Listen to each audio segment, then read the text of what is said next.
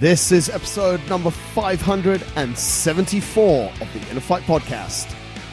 Welcome back to another edition of the show, a show that is sponsored by Smith Street Paleo. Do hop over to smithstreetpaleo.com. Check out all of the paleo goodness over there. If you've tried everything else, then this might be the key. Paleo food, nice and simple, unprocessed. Go and check out exactly what those guys do, or drop them an email, hello@smithstreetpaleo.com. Welcome back to another edition of the show. This one I absolutely loved. A gentleman by the name of Alan Stein Jr., all the way from the States. He joined me on Skype as we spoke for about 40-odd minutes about self-awareness, winning habits, and living in the moment. It's awesome because Alan did most of the talking. So sit back, relax, and enjoy what he has to say.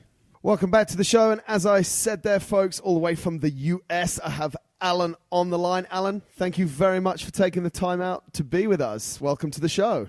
Oh, absolutely my pleasure. It's great to connect with you, Marcus. Great stuff, mate. I think as we were sort of saying there before we started recording, some of the stuff that you really do a lot of work in is a massive topic that's really, huge for us here as well, and for the show, is all about self-awareness. So let's kick off a little bit there. What is self-awareness? I'm a big believer that the most important tool we have in our toolbox is self-awareness. And self-awareness is really the cornerstone of emotional intelligence. And emotional intelligence is vital for any human being walking the earth, but certainly anyone that is working directly with, for, and around other people organizationally. And self-awareness, I look at self-awareness on three different levels. On the most basic level, you simply have an understanding of who you are, of what things you like, what things you don't like, what things you're good at, what things are challenging for you, what your dreams and your hopes are, but at the same time having the courage to look at your fears and your insecurities. So really just having an audit of yourself is the first level.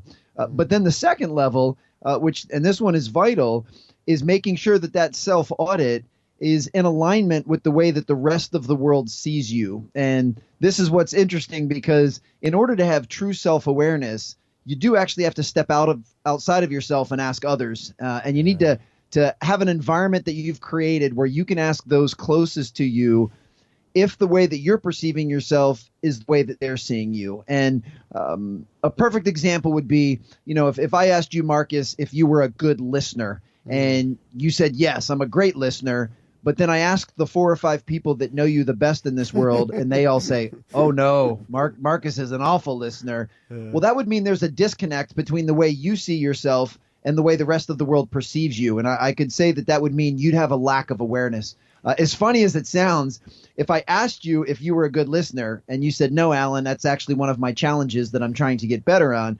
And then I asked the people closest to you and they said, yeah, he's not a very good listener. That would actually mean you have very high self-awareness, because you would be aware of the fact that that's something you need to work on, and they would confirm that. And then the last level of self-awareness, and this is one where we're all trying to get to, and let me say this too, self-awareness is not something that can be mastered. It's something that we can and should continually be looking to improve. There'll be times in our life where we ebb and flow. There'll be times in our life where we have more awareness than others. I'm very proud of the fact that overall I'm much more of an aware human being today than I was a year ago. And I have full confidence that if you and I were to chat a year from now, I'll be even better then. So this is all about the process, not necessarily an outcome. But the final level of self-awareness is being able to have full control over your emotions, to be able to understand why you're feeling a certain way, to be able to dig deep and figure out the root cause of why you're feeling that way, and then most importantly, be able to manage that emotion in a way that's productive. So let's just say you and I work together and you report to me, and I have you working on this report and you turn it in and it's very substandard. I'm irritated, I'm disappointed, I'm frustrated, I've got this cocktail of emotions, in this case, most of which are rather negative. So the first thing I need to do is establish that and say, okay, take a deep breath. I understand that I'm upset with Marcus right now, but then I really need to dig deep and figure out why, and that's not always what's right on the surface. Yes, you turned in a substandard report, but is there anything more to that? Is this conjuring up feelings that you're being defiant? And that's something from my past that's really kind of an irritant to me. So maybe it's not even about the report. It's the fact that I told you to do something and you didn't do it to my standard. And because that's been an issue of mine in the past, now I'm really frustrated with you. And this is through no fault of your own. This is stuff that I'm dragging in from the past, but I have to be aware of that. And then the last level would be being able to say, okay, I'm frustrated with Marcus. Here's why I'm frustrated.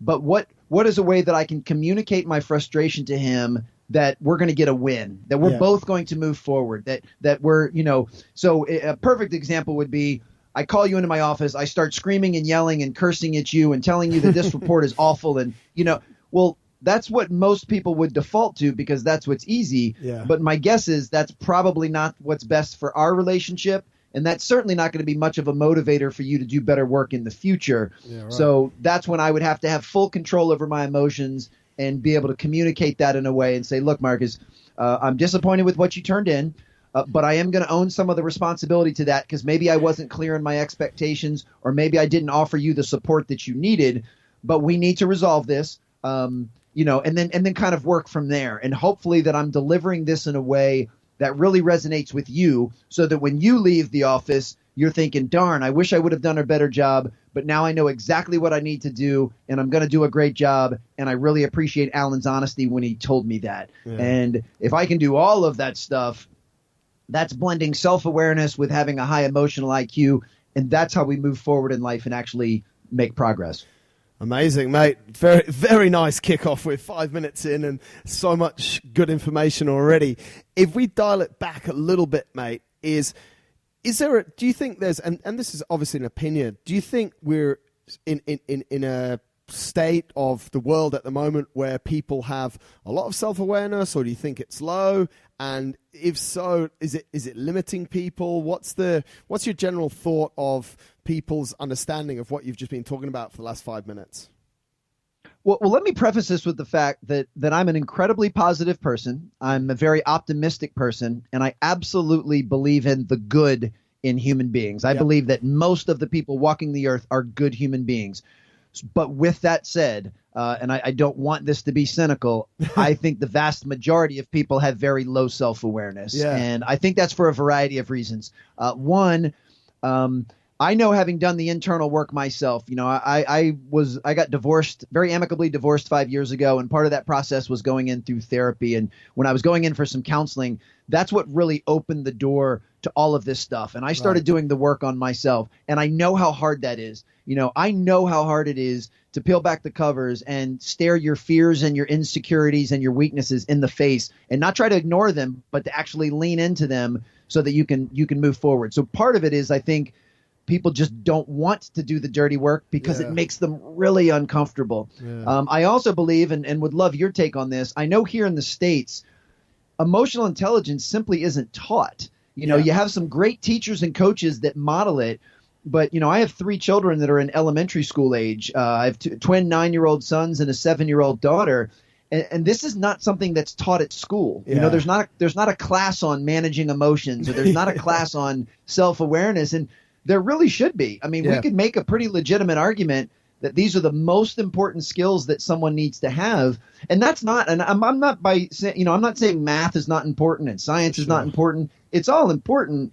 But at the end of the day, your ability to know yourself and to connect with and manage your emotions with others is really important. And, I believe in language. Part of my problem is, that emotional intelligence and self-awareness are called soft skills. Yep. And I've never liked that name because I think it undermines what they are. Yeah. For me personally, when I hear the word soft, I equate that to being weak. Yeah. And there's nothing weak about having a high emotional intelligence or high self-awareness. There's nothing weak about being in touch with your feelings, although many times here in the States, that's not considered to be masculine. Yeah. That if a young man is in touch with his feelings and is able to express them, that means he's weak. And nothing is further from the truth. The toughest people I have ever met in my life have very high self-awareness and very high emotional intelligence. And the other reason I don't like soft skills, or the name soft skills, I also think it implies that it's easy. Because they call soft skills and hard skills. Well, that must mean hard skills are hard to develop and soft skills are easy. Once again, they have those things backwards. Developing emotional intelligence and developing self-awareness is some of the hardest work that you'll ever do. Yeah. By comparison, it's easy to teach someone how to do a Microsoft Excel spreadsheet, or it's easy to teach them how to manage QuickBooks. It is not easy to teach them how to have the interpersonal skills to get the best out of everybody else. So to me, that's part of the issue. But the thing that I love is that self-awareness and emotional intelligence has been a hot topic for the last several years and will continue to be for the next several years. There's been tons of books written on it. People like Dr. Brene Brown and Simon Sinek and some of these Goliaths in the development space are bringing it up and talking about it. So back to my optimism and positivity, I do think it will continue to get better. Yeah. And then it's also something that's generational. I mean, I teach this to my children all the time, and because they're young, I don't use words like emotional intelligence, but I use all of the different portions of it when I model for them and I teach them, and I certainly hold them accountable. And perfect example would be if my two sons, who are twin boys, and they get along most of the time, but like most siblings, they fight sometimes. And my son came in the room the other day, my son Luke, and he said, man. He was really upset, and he said, Jack is making me angry. And I said, buddy, I can appreciate that you're angry right now. And I, too, can attest that your brother can sometimes be annoying, but he's not making you anything. You're choosing to be angry right now, and you have every right to choose that response, but I don't want you to blame that on anybody else. You control your emotions, and if you want to choose anger as a response, you're welcome to do that as long as you express that in an appropriate way. So, punching your brother is not an appropriate way to express that. If you need some time to go sit in your room by yourself to cool off, that is fine. Or you can choose another response. Instead of being angry, you can just kind of laugh and roll your eyes and say, there goes my brother again, doing what he always does, and choose a different emotion. So things like that happen all of the time. So I'm hoping that my 3 children grow up and have higher emotional intelligence earlier in life than I ever did. Yeah, it's very interesting that what you said there. I want to pick up on 2 things. The first thing is we sort of choose how we react, and that is massively based on our emotional intelligence, and really our self-awareness as well. And it's funny in small children, but I think it's also the same in adults, isn't it? Because we react in certain situations and we're like, oh, so-and-so really pissed me off today or something, or, we blame something. I mean, our business is obviously health and fitness and performance related, and we're happy to blame something, I couldn't follow my diet today because it was such and such's birthday and I had to have cake. Well, you didn't actually have to have cake, but you chose to have that cake, and where everything's a choice. You also mentioned someone there who I was actually going to, when we're on this topic, obviously it's on Netflix, but Brene Brown's talk about vulnerability, and that really, I think, really comes in to this topic of self-awareness. And she talks, I mean, it's a great talk. You've probably seen it on Netflix, Alan. It's I have twice. I loved it. Yeah, loved it. And you mentioned a couple of things there which I think resonate with people about males, and if we don't want to just speak to males on the show, but also to females about it's not really been talked about, but people like, as you said, Brene Brown, Simon Sinek are really talking about it. What's your advice? Like, there's so many self-help books out there. There's emotional intelligence books. You go to the self-help section of any bookstore these days, or even if you're online, it's huge. What should people be looking at all these guys, or how can we educate ourselves and make up this lost time from these people that are essentially, we see them as gurus, in the best possible way? Because what I'm finding is that people are reading, like constantly reading and not able to action anything. So what's your thoughts on that, and this whole topic of vulnerability? Oh, man. Well, for the record, you are a great listener. So we can go back on that example that I used before, because, man, you hit it on the head. And boy, that's a lot of insightful comments you just mentioned there to unpack. A few things. One, I do believe, I love professional development. I love the fact that people want to devour books and podcasts like this, and they're always looking for new information, because I'm very similar in the same way. And I've heard the I've heard people use this analogy where they say, I'm trying to add tools to my toolbox. And I love that mindset, but I also want to make sure people know that you don't want to just add tools to your toolbox for the sake of having more tools, because then all you're doing is carrying around a heavier toolbox. Let's make sure we're using the ones that we have, which is what you just said so brilliantly. So instead of always being on the search for a new hammer, use the hammer that you have. It'll probably be sufficient. So while I do want people to keep exposing themselves to these types of things and watching things like, Brene Brown's Netflix special, and Simon Sinek just came out with a brand new book that I look forward to reading, we just need to make sure that we're also doing this stuff and not just reading or talking about it. So that's a big part of it. As far as what you mentioned with her in particular, that's another one where I believe over the last 20 or 30 years, vulnerability, even the word itself, has been looked at by many as a weakness, that you shouldn't show people your soft side or what's wrong. And I disagree with that. I mean, I remember vividly being as a kid and coaches saying stuff like, stop crying, suck it up. Even in this one, now that I have sons and a daughter, they equate that to something feminine. They'll say, why are you crying like a little girl? They'll say that to a boy. And it's just completely inappropriate, because everyone should be in touch with their emotional feelings, and they're allowed to have whatever reaction or response they want. Now, over time, they'll realize that some responses and reactions will move you forward in life and some will take you backwards. And there are consequences to whatever it is that you choose.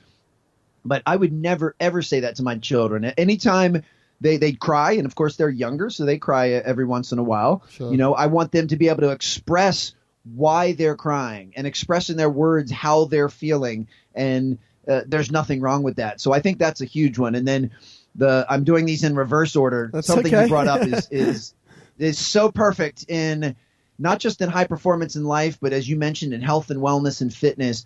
And that is the ability to eliminate making excuses, blaming other people, deflecting responsibility from yourself.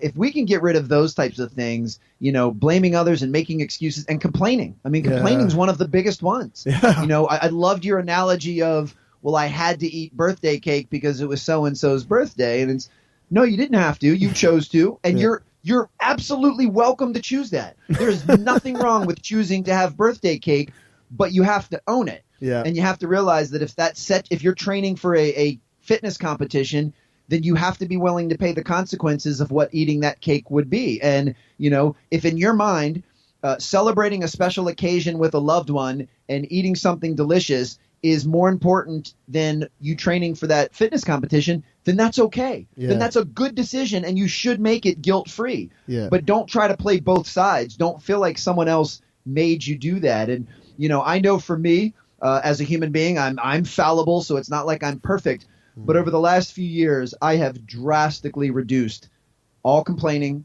making excuses, blaming other people when things don't go well. Really, and all three of those are under the umbrella of deflecting. Perfect example. We go back to that example that I used about you turning in a subpar report. Human default would be you would make an excuse on why it wasn't very good. You would probably blame someone else on why it wasn't very good. And then the moment you left my office, you would more than likely complain to other people that I don't like you or this isn't fair.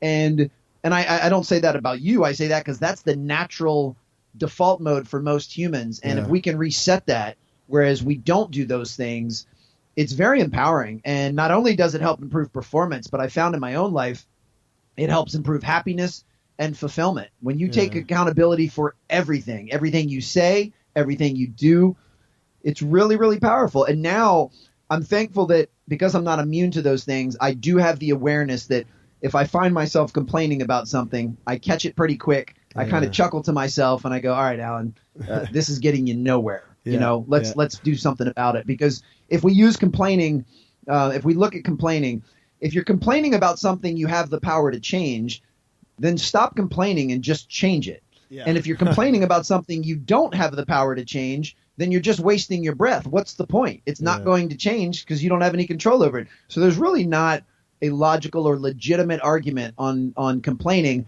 other than it's something most people have been wired to do since they're children, and they get a little bit of temporary satisfaction by thinking, well, this isn't my fault if I blame someone else or make an excuse. And that won't get you very far in any area of life. Yeah, absolutely. Mate, you've totally sold everyone. Everyone's in.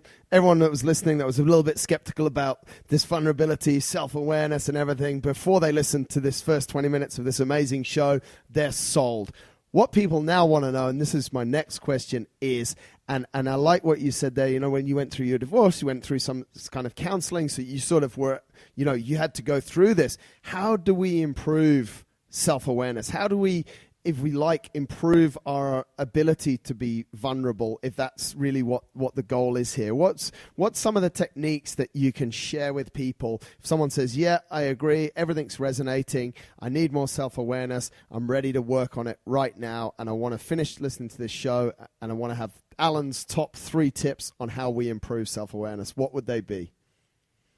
Well, the beautiful part is if anyone ever said that, what you just said verbatim, or is thinking that, they've already taken the biggest step, which is an openness and an acknowledgement that they need to improve, to acknowledge that they have some blind spots that they can't see and that things need to get better. And I don't want to diminish how important that first step is, because without the attitude of what you just said, none of the rest of it's impossible. So first is that openness and willingness, which in sport we would always call being coachable. The best players that I've ever been around in the world were always open to coaching because they knew that other people had some nuggets of wisdom that would allow them to get better. Right. So once you have that openness, now you need to have an actual plan in place, on a couple levels. One, if you have insulated yourself with an inner circle of really good people that love you, that care about you, that want to see you happy, people that you trust, people that have a high emotional intelligence, you need to go to them and say, look,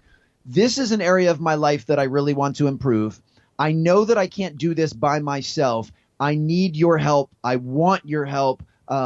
Here's what I need. I need you to help reaffirm the things that you believe are strengths and the things that I do pretty well. But I also want you to have the honesty to care enough about me to tell me the things that you think are limiting my performance or limiting my happiness. What are the areas of growth that you think if I can improve those, my performance will start to skyrocket? And this could be, like we said, it could be listening, and the reason I bring that one up is that was a huge one for me. Right. I was not a very good listener prior to therapy. I was more of a scorekeeper. I'm a very competitive person. So I was always trying to prove to other people that I was right. I looked at many conversations as a win-lose. Like, in order for me to be right, that means Marcus has to be wrong. And I wasn't just actively and openly listening to what other people had to say. And I had enough people that cared about me to tell me that, which I very much appreciated, and was able to do some work to improve that. So that's one area. I'm also a believer that, here in the States, there's kind of a stigma with going in for counseling or therapy, that's something you go to do once you've hit rock bottom, or once you've had a major problem, a divorce or a problem with drinking or drugs. And that's not the way it should be. It should be all of us should consider going in and getting professional help in those regards ahead of time, so that you can sidestep some of the landmines that you won't need to step on. So if you don't feel that anyone in your inner circle or that inner circle concept is going to be enough for you, and you have the time and the financial means to do it, I would recommend meeting with a professional, even if it was only once a month, but someone that could give you the tools that you will use to see yourself start to improve. And then the last thing I'll say is, just realize that all of this is a process. I mentioned earlier that no one ever arrives at, you'll never be a 100 with emotional intelligence. You'll never be 100% self-aware. So don't worry so much where you are. Focus more on where you're going. The trajectory at which you're going is way more important than where you are at the moment. And I would even say the same is true with health and fitness. Yeah. If you look in the mirror right now and you don't like the way you look and you don't like the way you feel, don't beat yourself up over it. Yeah. Just know that tomorrow you have the potential to look and feel just a tiny bit better than you do today. And as long as that ramp is always going up, your progress is way more important than where you are at the moment. So be aware of these things, be open, and then always give yourself some grace and compassion when you do mess up, because you will mess up. There'll be days where you do complain or blame someone or make an excuse. There'll be times where somebody says something and it triggers you and you have a knee-jerk reaction, and a few seconds later you're going, man, I wish I wouldn't have said that. Those are going to happen. So give yourself some grace and compassion. Don't beat yourself up. Learn from those mistakes, and then do the best you can not to repeat them. So, everyone is going to have moments of weakness. Everyone's going to do or say some things that they wish they hadn't.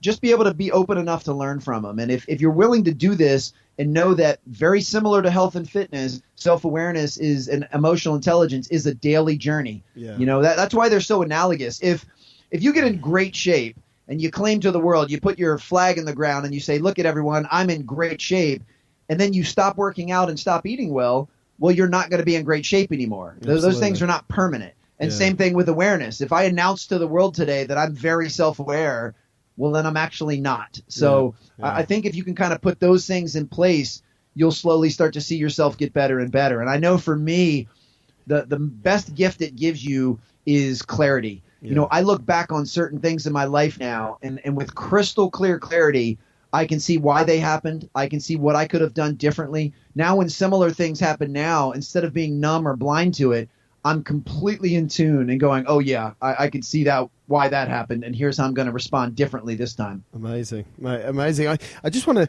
before we sort of close this out and move on to another topic I want to talk about, one thing you said is there's a big stigma about seeking help and seeking professional help. And I think I want to just echo what you said there, is that, if it's the same. And if we come back to health and fitness, if you want to get a little bit better at something, if you want to get better at golf, you go and see the golf professional. If you want to get a little bit in better shape, you might go and see a fitness trainer, a personal trainer, or go to a certain fitness class. That's a form of counseling as well. So if you're having a problem with self-awareness and maybe what we traditionally call, or old school way, a bit of soul searching, you might just need someone professional. Pay them a little bit of money. It's not a bad thing. There shouldn't be this negative stigma around it. And like you said very well, Alan, it could just be someone that you check in once a month with, or maybe you see once a month for 3 months. You never see them again, but they help you to start this thought process and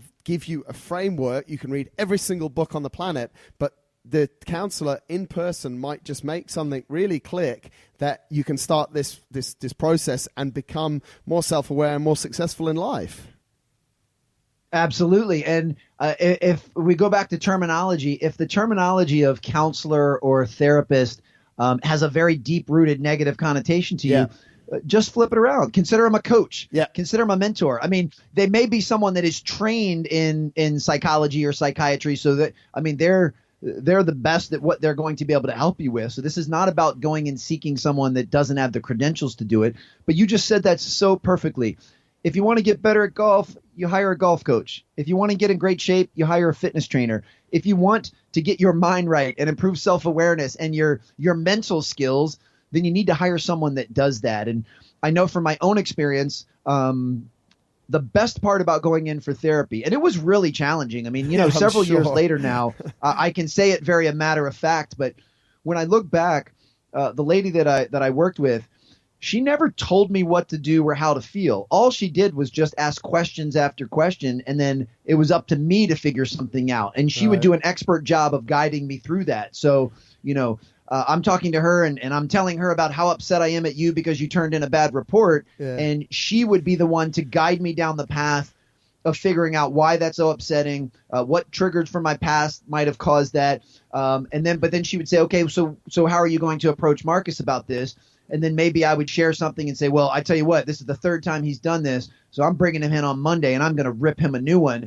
And she would say, do you give that some thought, take a breath. Do you really think that that's going to be the best response? Can you explain to me why you think that would be the best response? Yeah. And then obviously, as I'm unpacking it, would realize that would not be the best response. But I love the fact that, she always made me do the work. Every decision I made had to come from me. And I made some good ones and I made some poor ones. Sure. But at least then the next session I would come in and we could unpack that. And I could say, I couldn't blame her. That the poor decisions I made were 100% my decision. And I owned that. And I knew that when I left her office, and I knew it when I came back. So I think you're right on. So if people need to just simply call it something different, because that makes them feel better. I've seen in sport now, mental skills coaches are on a huge rise. 10, 15 years ago, it was the strength coach or the performance coach that everyone coveted. Now that's just a given. You have to have that if you want to perform at a high level. Now everyone is bringing on mental skills coaches to tie everything together. Yeah, absolutely, mate. It's crazy, and that's such a nice segue into the next bit, because you're huge on what you call winning habits. And I think this sort of, as I said, I think it rolls really well in once you maybe got all that self-awareness taken care of, which there's so much value in what you've been talking about, Alan. It's absolutely awesome.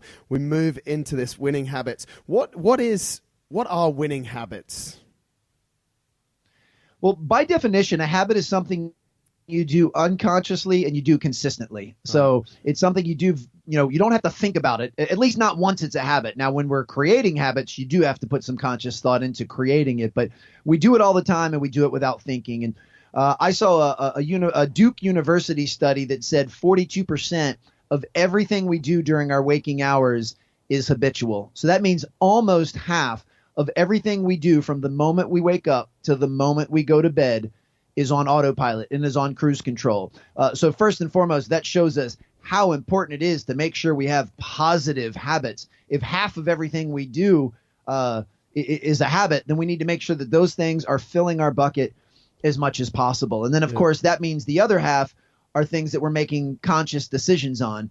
And, for me, as I'm getting older, and I'll be 44 in January, life is becoming simpler to me. And the reason it's becoming simpler is I'm able to block out a lot of the noise and a lot of the distractions. And for me, I run almost every single decision in my life, the big ones, all the way down to what am I going to eat for lunch, through this filter.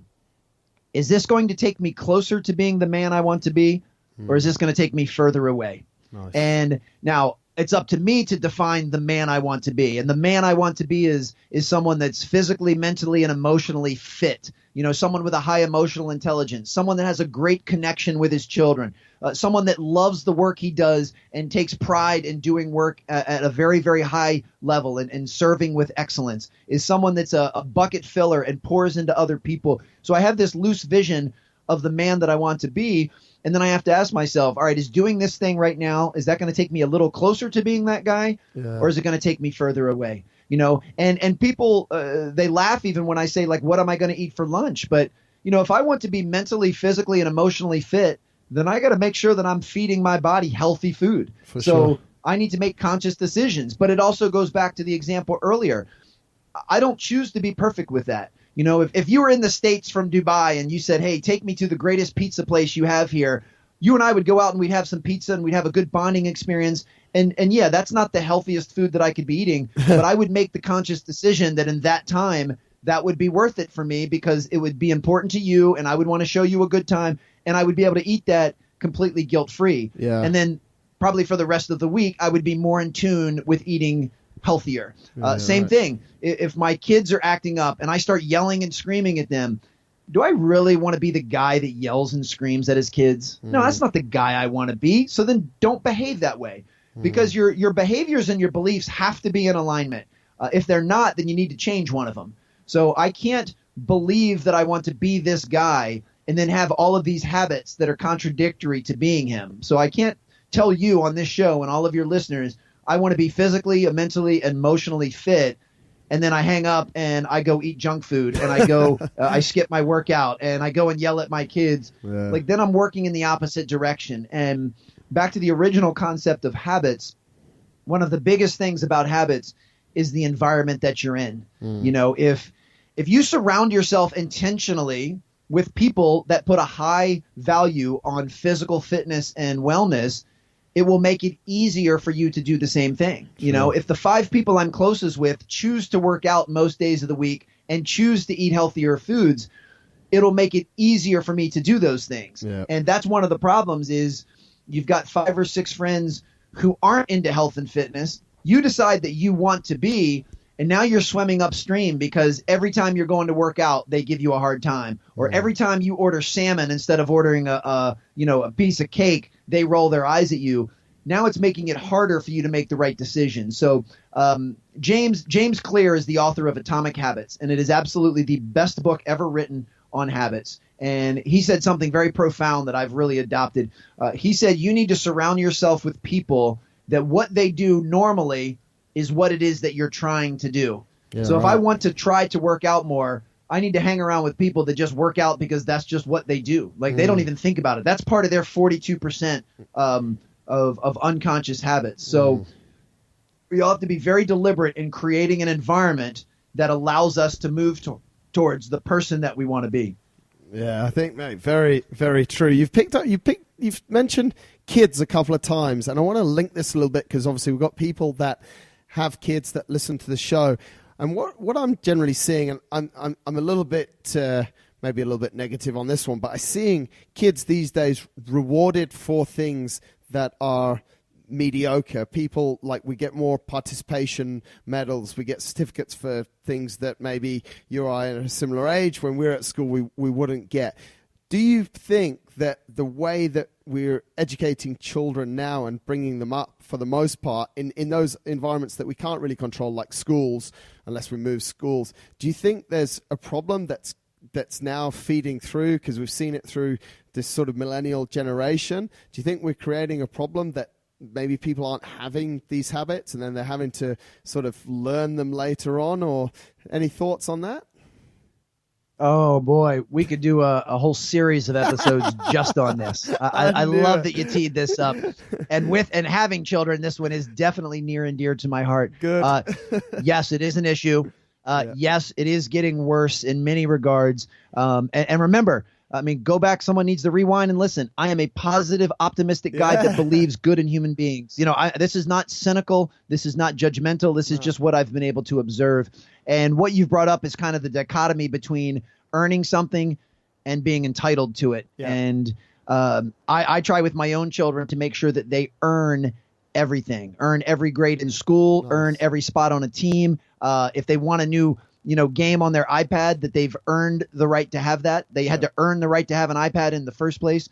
I'm not a big participant, trophy person, or everybody gets a trophy. But I think the most important part, and this is the part that I find slightly disappointing, is that adults are kind of blaming this on the kids, and adults sit up there in their high horse and say, kids today are so entitled. Well, who do you think entitled them? Yeah. The adults entitled them. Kids didn't do that.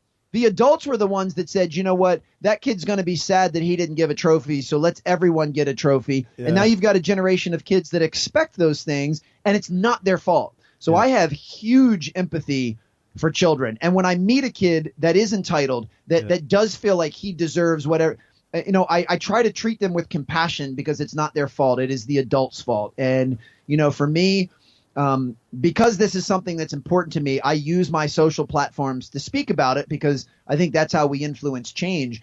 But I know what's most important is that I'm planting that seed with my 3 children. It's not up to me to tell other people how to parent their kids. I would never do that. And I don't even think along the lines of good, bad, right, or wrong. Like, if you have children, Marcus, and you want them to get a trophy, that's fine. That's on you. That's a parenting decision for you.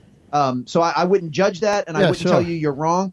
You're doing what you believe is best for your kids. But for me personally, I do not think that's best. I want my kids to feel like they need to earn everything. Yeah. And that type of mindset will carry them much further. I mean, I'm a freelancer, but I have kind of an entrepreneurial mindset, and I very much teach my kids the entrepreneurial mindset. Even if they don't want to be entrepreneurs, even if they want to work a conventional job, the entrepreneur mindset is you look for problems that need to be solved, and you find ways to solve them, and you serve other people, and you're always trying to give to others.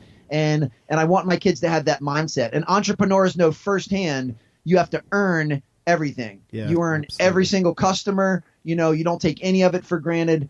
So it's fascinating that you brought that up, and I'm actually working on a project now that will be released in early 2020 that I'm hoping is very helpful to youth sports parents. Wow. Parents that have their children playing sports. I'm hoping to provide some guidance on the best ways to do that, so that sport can be an incredible experience. And cool. I'm also a huge believer that you lose through winning. You learn through winning and you learn through losing. Yep. And I want my kids to experience both. Cool. Obviously, I never want to see my children hurt or upset, but I know that them getting cut from a soccer team when they're 9 is not going to be the end of the world, and that if they learn from it, that could actually be one of the best things that ever happens to them. Yeah. So I don't soften it by saying, oh, don't worry, that coach is an idiot. You should have been picked. And I certainly don't go berate the coach and say, you have no idea what you're doing. My son is way better than that kid over there. And that's what a lot of parents do. Yeah. Instead, I say, hey, I know that you're disappointed. You're allowed to be disappointed. When you feel ready to talk about this, I'm here to talk about it. I would love to hear your evaluation. Do you really think you deserved to be on the team? And if so, why?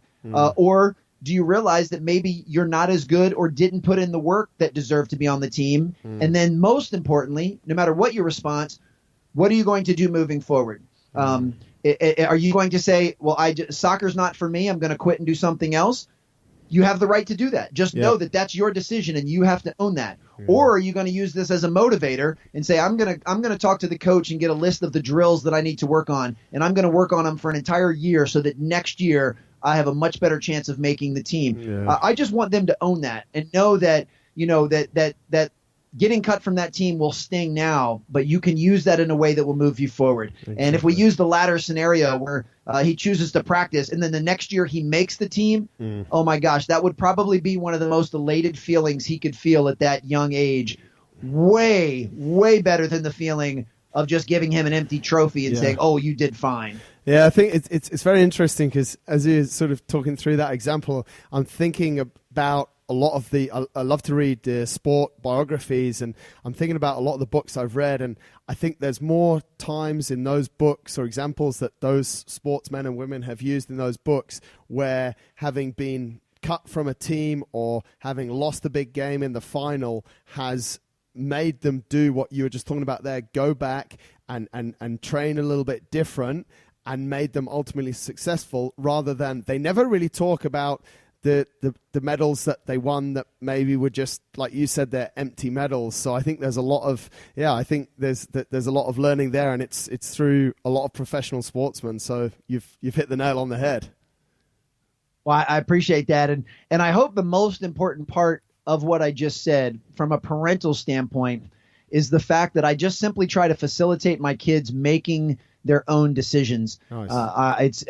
I try not to say this through a lens of judgment. I say it simply as observation. I find that a lot of parents make a lot of decisions for their kids. So it'll be the parent that says, you know what, forget soccer. Let's quit because that coach is an idiot. Yeah. But maybe the kid really loves soccer. Or they say, you know what, forget that. You are going to train. I'm going to hire you a trainer. I'm going to hire you a coach. And you're going to do everything I tell you to do for the next year because you're going to make it.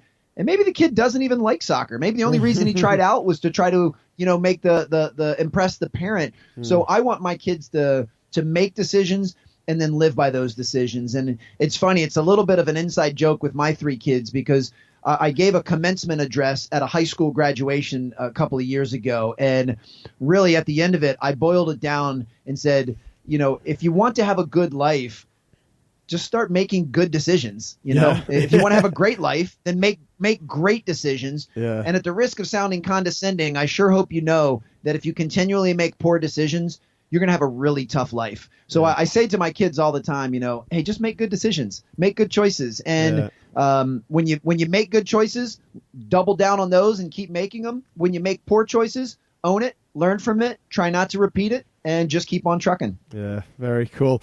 Alan, you've shared some absolute gold with us, and I don't want to waste or take up all of your time, so I want to try and wrap this up. And the way that I normally do that is to ask a final question, which is quite simply, if you could wrap up everything you've learned in your nearing 44 years of life into a single piece of advice, the best piece of advice that you've learned or you feel you could offer up, what would that piece of advice be?